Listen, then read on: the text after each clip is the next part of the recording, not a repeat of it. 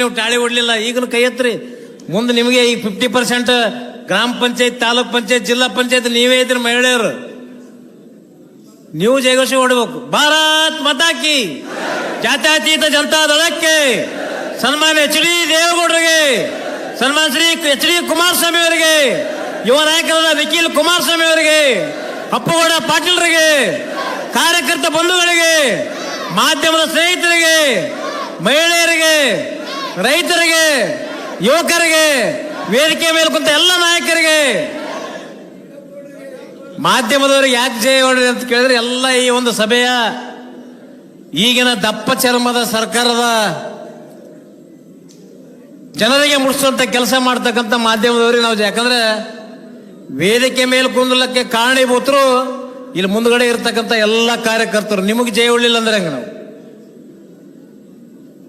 ಈ ಒಂದು ಜನರೊಂದಿಗೆ ಜನತಾದಳ ಕಾರ್ಯಕ್ರಮವನ್ನ 58 ದಿನಗಳ ಕಾಲ 110 ವಿಧಾನಸಭಾ ಕ್ಷೇತ್ರಗಳಿಗೆ ಪ್ರವಾಸವನ್ನು ಮಾಡಿ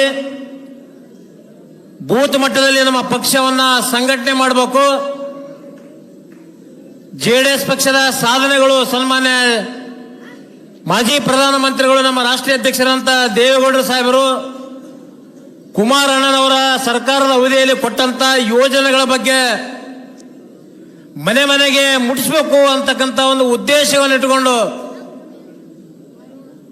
ಜನರೊಂದಿಗೆ ಜನತಾದಳ ಒಂದು ಸದಸ್ಯತ್ವ ಅಭಿಯಾನಕ್ಕೆ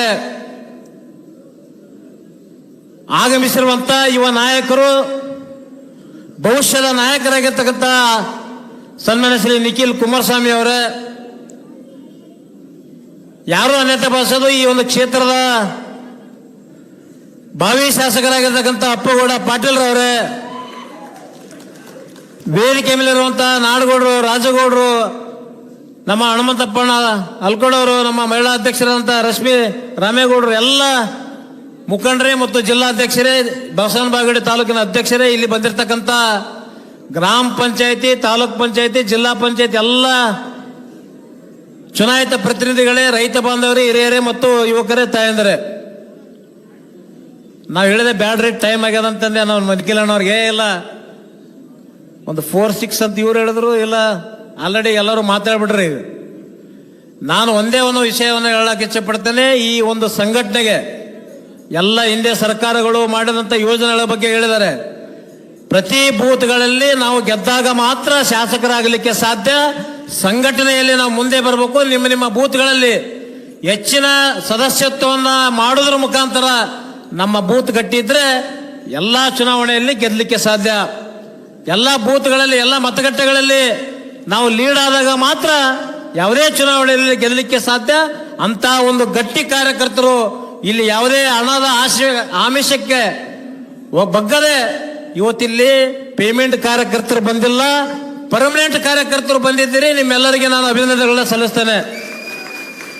ಕೆಲವು ಕಡೆ ಪೇಮೆಂಟ್ ಕಾರ್ಯಕರ್ತರು ಬರ್ತಾರೆ ಸಭೆಯಲ್ಲಿ. ನಿನ್ನೆ ಹೇಳ್ತಾ ಇದ್ರು, ಇಂಡಿಯಲ್ಲಿ 14ನೇ ತಾರೀಕು ಸಭೆ ಆದಂಥ ಸಂದರ್ಭದಲ್ಲಿ ಸರ್ಕಾರನೇ ಬಸ್ ಕೊಡೋದು, ಸರ್ಕಾರನೇ ಎಲ್ಲ ಕೊಟ್ಟು ಇವತ್ತು ಅಲ್ಲಿ ಜನವನ್ನು ಸೇರಿ, ಇಲ್ಲಿ ಪರ್ಮನೆಂಟ್ ಕಾರ್ಯಕರ್ತರು ತಾವು ಸ್ವಇಚ್ಛೆಯಿಂದ ಬಂದಿರತಕ್ಕಂಥ ಕಾರ್ಯಕರ್ತರು ಯಾವುದಾದ್ರೂ ಪಕ್ಷದಿದೆ ಅದು ನಮ್ಮ ಜಾತ್ಯತೀತ ಜನತಾದಳ ಪಕ್ಷದಲ್ಲಿ ಅಂತಕ್ಕಂಥ ಮಾತನ್ನ ಹೇಳಿದ್ರೆ ತಪ್ಪಾಗಲಿಕ್ಕಿಲ್ಲ. ನೀವೆಲ್ಲ ಬಂದಿರತಕ್ಕಂಥ ಮುಖಂಡರು, ಯುವಕರು, ತಾಯಂದರು, ಈ ಒಂದು ಏನು 9964002028 ಲಾಸ್ಟಿಗೆ ಯಾಕೆ ಇಟ್ಟರಂದ್ರೆ 2028ರ ವಿಧಾನಸಭಾ ಚುನಾವಣೆಯಲ್ಲಿ ಪ್ರತಿ ಬೂತ್ಗಳಲ್ಲಿ 50 ಲಕ್ಷ ಮೇಲ್ಪಟ್ಟು ಇಡೀ ರಾಜ್ಯದಲ್ಲಿ 50 ಲಕ್ಷ ಇವತ್ತು ಸದಸ್ಯತ್ವವನ್ನು ಹೊಂದೋದು ಅಷ್ಟೇ ಅಲ್ಲ, ನಮ್ಮ ಏನು ಹಿಂದೆ ಮಾಡಿರ್ತಕ್ಕಂಥ ಸರ್ಕಾರದ ಯೋಜನೆಗಳು, ಸನ್ಮಾನ್ಯ ದೇವೇಗೌಡರಾಗಿರ್ಬೋದು, ಕುಮಾರಸ್ವಾಮಿ ಅವರಾಗಿರ್ಬೋದು, ಮಾಡಿರ್ತಕ್ಕಂಥ ಯೋಜನೆಗಳನ್ನ ಮನೆ ಮನೆ ಬಾಗಿಲಿಗೆ ಪಾಂಪ್ಲೆಟ್ ಅನ್ನ ಮುಟ್ಟಿಸಿ ಜಾಗೃತಿಯನ್ನ ಮೂಡಿಸ್ತಕ್ಕಂಥ ಕೆಲಸ ಇವತ್ತು ನಾವೆಲ್ಲ ಕಾರ್ಯಕರ್ತರು ಮಾಡಬೇಕಾಗಿದೆ.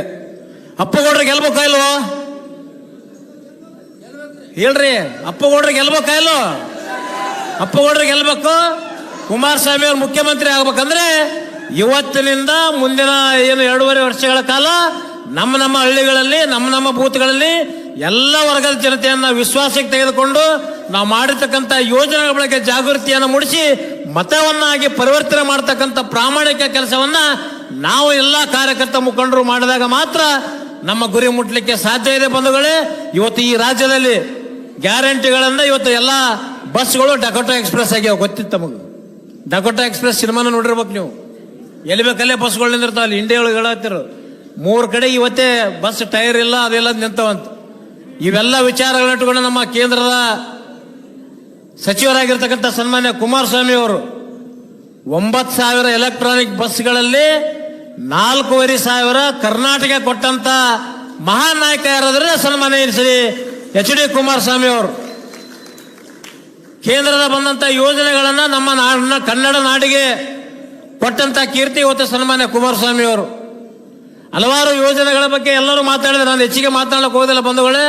ಇಲ್ಲಿರ್ತಕ್ಕಂಥ ಅಪ್ಪುಗೌಡ್ರು ಅಂದ್ರೆ ಬಹಳ ಸರಳ ಸಜ್ಜನಿಕೆ ವ್ಯಕ್ತಿ, ಬಹಳ ಸಂಭಾಯಿತ ಗೌಡ್ರು ಅಂತೇಳಿ ಹೆಸರುವಾಸಿ. ಅವ್ರ ತಂದೆಯರು ಹುಡ್ಕೊಂಡು ಕೂಡ ಈ ಕ್ಷೇತ್ರದ ಯಾವುದೇ ಜಾತಿ ಜನಾಂಗದವರಲ್ಲಿ ಎಲ್ಲರನ್ನ ವಿಶ್ವಾಸಕ್ಕೆ ತೆಗೆದುಕೊಂಡು ಅವರ ಕಷ್ಟಗಳಲ್ಲಿ ಭಾಗವಹಿಸಿ ಅವ್ರ ಕಷ್ಟ ಸುಖಗಳಲ್ಲಿ ಇವತ್ತು ಸಹಕಾರ ಕೊಡ್ತಕ್ಕಂಥ ಮನೋಭಾವನೆ ಹೊಂದಿರತಕ್ಕಂಥ ಅಪ್ಪುಗೌಡ್ರನ್ನ ಮುಂದಿನ ಚುನಾವಣೆಯಲ್ಲಿ ಗೆಲ್ಲಿಸಬೇಕು. ಟಿಕೆಟ್ ತರೋದು ನಮ್ಮ ಕುಮಾರಸ್ವಾಮಿ ಅವರು, ನಿಖಿಲ್ ಅಣ್ಣವ್ರಿಗೆ ಬಿಟ್ಟದ್ದು. ಯಾಕಂದ್ರೆ JDS BJP ಹೊಂದಾಣಿಕೆ ಇರುವಂತಹ ಸಂದರ್ಭದಲ್ಲಿ ಈ ಕ್ಷೇತ್ರ ಜಿಲ್ಲೆಯಲ್ಲಿ 4 ಕ್ಷೇತ್ರಗಳಂತ ಹೇಳಿದ್ದಾರೆ ನಿಖಿಲ್ ಅಣ್ಣವರು. ಅದರಲ್ಲಿ ಬಾಗೇವಾಡಿ ಒಂದು ಕ್ಷೇತ್ರ ಕೂಡ JDS ಪಕ್ಷಕ್ಕೆ ಸಿಗುವುದರಲ್ಲಿ ಯಾವುದೇ ಸಮಸ್ಯೆ ಇಲ್ಲ. ಟಿಕೆಟ್ ಕೊಡಿಸೋದು ಅವ್ರ ಜವಾಬ್ದಾರಿ, ಗೆಲ್ಲಿಸುವಂತ ಜವಾಬ್ದಾರಿ ಇಲ್ಲಿರ್ತಕ್ಕಂಥ ಎಲ್ಲ ಕಾರ್ಯಕರ್ತರು ಇವತ್ತಿನಿಂದನೇ ಸಂಕಲ್ಪನ ಮಾಡ್ಬೇಕಂತೇಳಿ ಒಂದು ಸಂದರ್ಭದಲ್ಲಿ ಹೇಳಿ ಮತ್ತೊಮ್ಮೆ ತಮ್ಮೆಲ್ಲರಿಗೆ ಒಂದಿಷ್ಟು ನಾನು 2 ಮಾತು ಮುಗಿಸ್ತೇನೆ. ಜೈ ಹಿಂದ್, ಜೈ JDS. ಧನ್ಯವಾದಗಳು ದೊಡ್ಡಪ್ಪಗೌಡ ಪಾಟೀಲ್ ಅವರಿಗೆ. ಜಾತ್ಯತೀತ ಜನತಾದಳದ